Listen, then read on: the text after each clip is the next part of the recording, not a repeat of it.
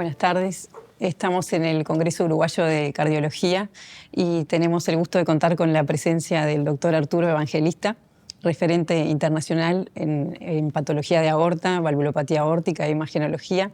Muchas gracias, doctor, por acompañarnos.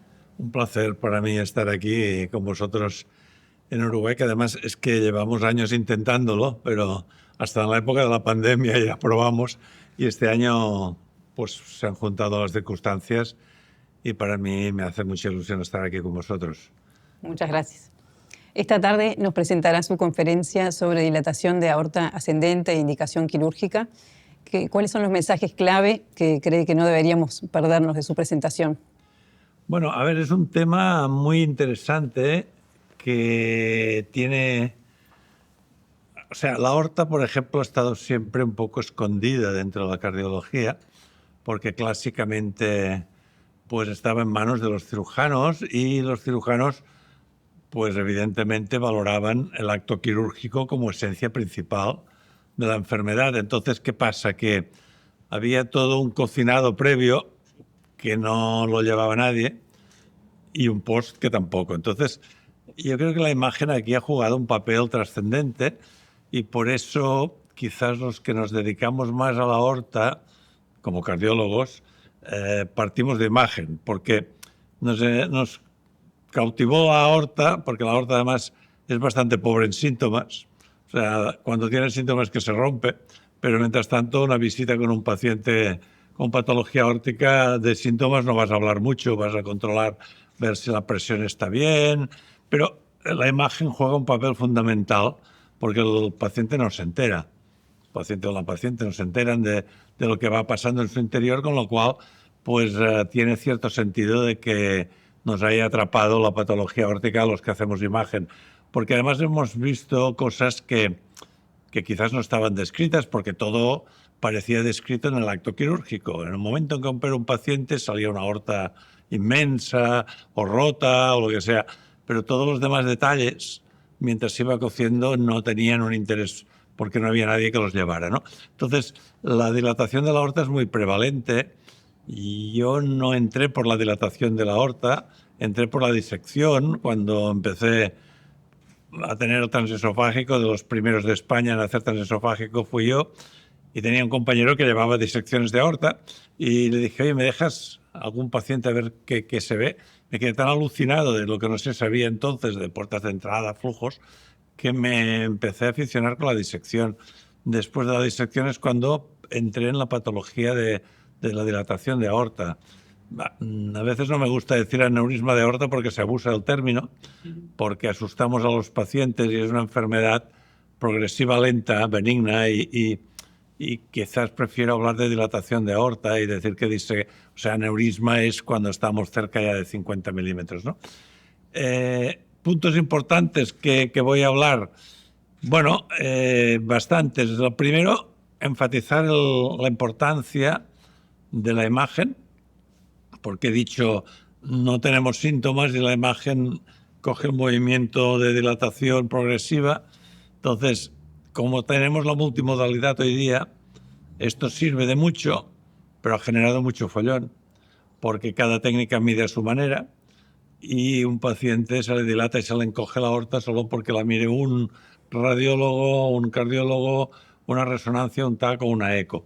Con lo cual, lo primero que voy a poner encima de la mesa es cómo no podemos volvernos locos al clínico y al paciente, porque hay paciente que sale de la consulta saltando, tenía 48 y ahora tengo 45, voy mejor, y tú dices, bueno, la aorta no encoge, no va mejor, ¿no? Entonces, claro, estas cosas pasan a diario, ¿no? Entonces, es decir, ¿cómo podemos intentar aglutinar la multimodalidad de una forma robusta, que nos acerquemos a la realidad del paciente y no vayamos poniendo números, porque la variabilidad es significativa y a veces supera los 2 milímetros o 3 milímetros en algunos casos. Entonces, esto es el primer punto que creo que es importante enfatizar. El siguiente punto es qué técnicas de imagen y para qué. Por ejemplo, la mayoría de cardiólogos pues no son conscientes de que la aorta no es redonda y que la raíz de aorta es ovoide. Y esto nos lo empezaron a decir los intervencionistas, cuando les dábamos un diámetro, y decía, este diámetro no vale. Decía, bueno, pues se ve bien, pero, no, pero es que no es redonda. Entonces es ovoide. La raíz es ovoide en muchos pacientes, pero en las bicúspides, sobre todo las que tienen apertura vertical, el diámetro ortogonal no se ve, que es el que no vemos en un paraesternal longitudinal. Entonces, en las bicúspides de esta apertura vertical, el 50%, hay una diferencia de 5 milímetros entre los dos diámetros. Claro, nosotros vamos midiendo paciente religiosamente, digo yo, decimos 42, 43, pues que hay un diámetro de 48, 49 que no vemos. Entonces, hemos de tener conciencia de que de vez en cuando hay que utilizar un TAC o la RESO y ver si los números cuadran. Y si no cuadran, igual hay que cambiar el seguimiento del paciente. Entonces, lo mismo que la parte más alta de la aorta. Nosotros por eco vemos muy bien la parte baja, si es simétrica, vemos el diámetro menor. Vemos la parte media aceptablemente bien, pero la parte alta no la vemos bien. Y si hay pacientes que tienen dilatación en la parte de arriba, pues esto no se ve bien. Entonces, este aspecto también es muy importante. ¿Por qué? Porque en las guías sale cada vez, y este tema también lo tocaré hoy, decisiones por 1 o 2 milímetros. En 50 decidirás eso, en 52 decidirás lo otro, en 55 dices, bueno, doctor, usted me está diciendo que hay variabilidades de 3 milímetros o 4, así, con toda la facilidad del mundo, o según cortes 5 milímetros, y por otra parte las guías van diciendo que en 50, que en 45, que en 52, entonces nos volvemos locos, ¿no? Porque dices, tanta finura a la hora de tomar decisiones y tanta variabilidad a la hora de adquirir las medidas, ¿no? Y yo en esto, pues claro, yo quiero enfatizar. Yo aprovecho porque he escrito un libro ahora que ha salido en diciembre dedicado a la válvula aórtica y a patología aórtica, y allí pues pongo muchos ejemplos de imágenes y todos estos temas que yo pienso que a veces en la práctica clínica nos encontramos. Cuando hacemos errores pensamos que somos malos, cuando en el fondo es que quizás nos están vendiendo muchas cosas que igual no son tan perfectas, ¿no? Entonces esto a veces en un artículo o en una revista esto no se puede expresar. Entonces pensé que en un libro era importante, el libro de patología aórtica, que lo hace Distribuna, creo que es básico para entender todas estas limitaciones, errores, ¿no? Aquello que dices, luces y sombras de las cosas, ¿no? Porque al final, pues la gente tiene un cierto miedo a la toma de decisiones. Yo mismo he tenido pacientes que he ido siguiendo por eco y después he pedido un TAC y me han salido 6 milímetros más, ¿no? Entonces, si tú no supieras que tienes esta simetría, pensarías, uy, se ha dilatado, se tiene que operar pasado mañana. No, esto ya lo tenía, pero no lo miraste. Entonces, yo creo que a veces hacemos simplismos y esto es lo que intento de alguna manera en mis charlas, quizás porque son muchos años de experiencia, me pongo en la piel de la gente que tiene ganas de aprender, entonces intentas pues poner el dedo en la llaga de decir, realmente estas son las limitaciones que hay, ¿no? Entonces esto es lo que de alguna manera tengo, la charla va un poco de criticar, no criticar, pero decir más allá del diámetro, ¿no? Exacto. O sea, es un servilismo, ¿no? Parece que todo es un poco relativo, hay 2 o 3 parámetros en las valvulopatías, que es el gradiente, que es el área, que es el ventrículo. En la aorta todo se convierte en el diámetro. Y yo creo que el diámetro no es tan robusto para que nos depositemos en este número y actuemos en consecuencia, sino más bien asumir que hay limitaciones y que hay otras maneras de intentar enfocarlo y cuándo utilizar o no la multimodalidad y cómo veo yo un poco el futuro de cara a todo este tipo de toma de decisiones. Al final hay un tema que es el error principal de todos, que es que al final la gente, porque a mí me consultan mucho los compañeros, tengo un paciente con un diámetro de 53, ¿qué hago? Yo digo, ¿qué edad tiene? O sea, al final no operamos aortas, operamos pacientes. Entonces nos obsesionamos mucho en la aorta y en su diámetro. Y el contexto del paciente, para un paciente un 53 puede ser interesante actuar, y para otro paciente un 53 si actuamos, igual estamos haciendo terapia psicológica para el médico, pero no es bueno para el paciente, porque probablemente su evolución natural no tiene tanto riesgo como la cirugía. Entonces, es muy importante también aprovechar para dar este mensaje. Perfecto, sí, sí, es muy bueno. Ver al paciente que tenemos y ver, ¿no?, muchas cosas que influyen, un paciente la talla también, Es un tema que tocaré. si tiene algún síndrome genético. Bueno. Uno de los temas que tocaré justamente porque yo creo que yo he tenido algunas disecciones con pacientes controlados, pocas, pero algunas. Aparte de los genéticos, que a veces hay algunas mutaciones que dices, ¿y quién no las va a tener? Porque son una bomba a veces, ¿no? La patología genética, los DIDs, los Danlos, el Marfan es más controlable, pero no, pacientes con bicúspide. Se me han disecado 2 y he llevado igual más de, yo qué sé, sin exagerar, de 300 o 400, ¿no? 2 mujeres, 1,50 m, aorta que no cumplía criterios, disecadas. Es muy importante normalizarlo por la altura del individuo. Al principio queríamos normalizar por la superficie corporal. La superficie corporal tiene mucho truco, está muy establecido en cardiología, en medicina, de lo que sea, por superficie corporal, pero si yo no quiero operarme, lo único que tengo que hacer es engordarme, porque entonces con la superficie corporal aumenta, entonces pues me ahorro la intervención durante tiempo. Es la talla, debemos utilizar la talla. Entonces, y esto también lo hablaré hoy, que es decir, es importante tener en consideración la talla. Hay pocos trabajos, hay algunos de la Cleveland Clinic y de otros estudios donde utilizan la talla, pero yo también discrepo un poco de esto porque se han utilizado valores extremos.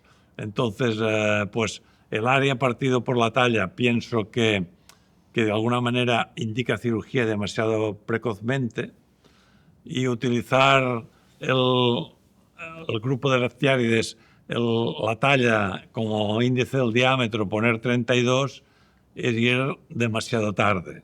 Entonces yo pregono mucho que para mí el punto de corte es 30, es decir, diámetro partido por talla es 30. Y claro, puedes decirme, ¿y esto vale para raíz o aorta ascendente? Bueno, han salido trabajos últimamente que sugieren que la raíz es más sensible, más proclive a disecarse que la aorta ascendente tubular. Pero solo hay 2 o 3 trabajos y yo no sé si es una moda.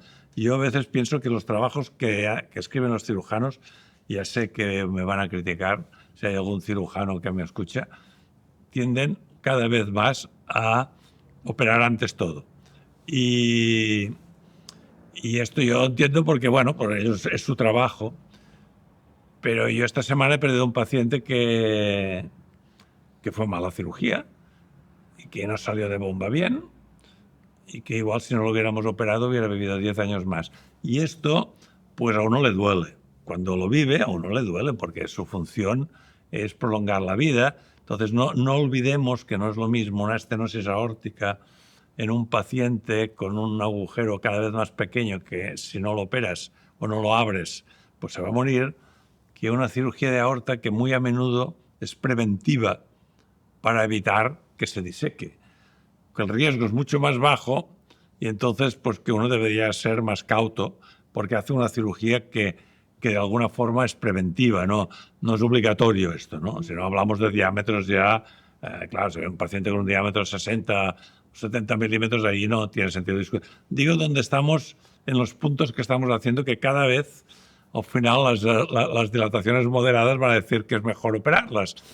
Primero, que no estamos en la Cleveland Clinic todos. Segundo, de que hay pacientes y pacientes, y cuando se toman decisiones, y esto es una de las críticas que yo hago muy a menudo en las guías, es que salen los trabajos publicados que son de grupos de referencia. ¿Qué pasa? Los grupos de referencia tienen el mejor setting, los mejores cirujanos, todo perfecto. Y esto se extrapola al mundo real, que no tienen ni los mejores cirujanos, ni el mejor setting, ni probablemente en los pacientes ellos han incluido los pacientes con comorbilidades, con insuficiencia renal, con EPOC, pero muchas veces son los que nosotros vemos. Entonces, extrapolar aquellos resultados, es decir, 1,5% de mortalidad a nuestro medio, es pecar un poco de optimismo. Entonces yo pienso que todo esto se tiene que poder discutir abiertamente, porque si no parece que la teoría que se vende es la que debemos aplicar sin pensar en nada más. Yo creo que hemos de ser un poco críticos con todo lo que leemos. Es mi impresión. Bien. Yendo un poquito a la valvulopatía aórtica bicúspide, que muchas veces nos genera un desafío diagnóstico por algunas particularidades, ¿no? Porque debemos tener en cuenta qué fenotipo, bueno, el jet excéntrico muchas veces nos lleva a subestimar su severidad y de repente llegar un poco tarde, a veces en algunos casos, por ejemplo en la insuficiencia aórtica, un ventrículo que ya se va dilatando.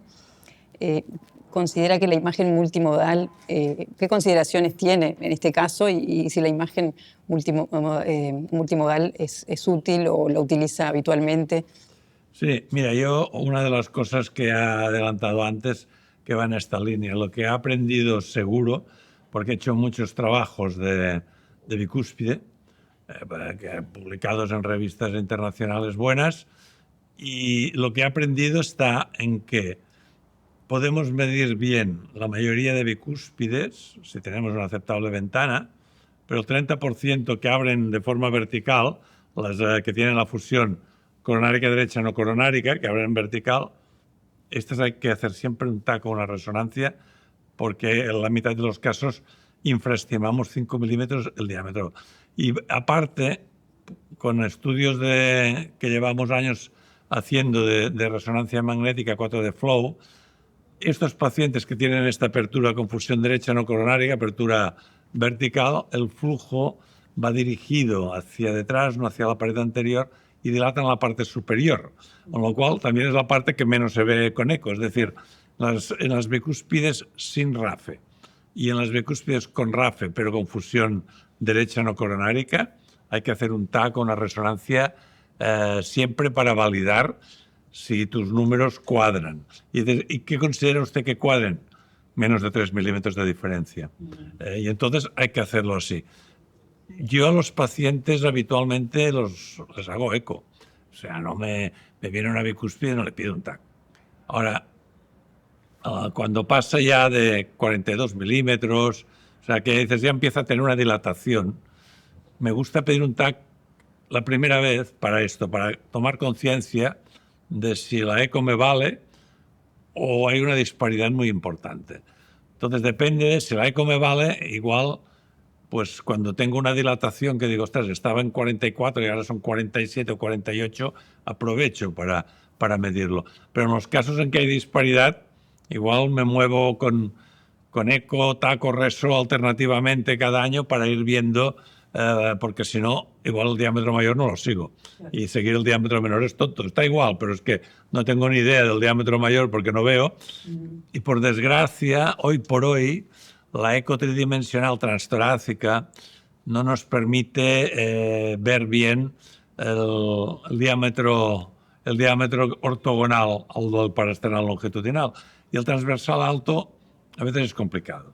La definición no siempre es buena, es la zona, quizás en los niños pequeños está bien, pero en los adultos diría que hay un 40 o un 50% de adultos donde el transversal alto para medir los diámetros en un plano transversal alto, yo no me siento cómodo, porque cambio un poco la altura y me varían 3-4 minutos, no me siento seguro.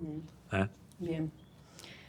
Ahora con el avance de la inteligencia artificial y los modelos predictivos, ¿cree que esto nos puede ayudar en un futuro a definir mejor algunos pacientes que pueden tener una tendencia a dilatar más rápidamente o que podemos individualizar mejor algunos casos? Sí, seguro. Es decir, la inteligencia artificial va a ayudar y va a perjudicar. O sea, va a ayudar en el sentido de que lo que le ofrezcamos tendrá mejor reproducibilidad, evitará el error humano.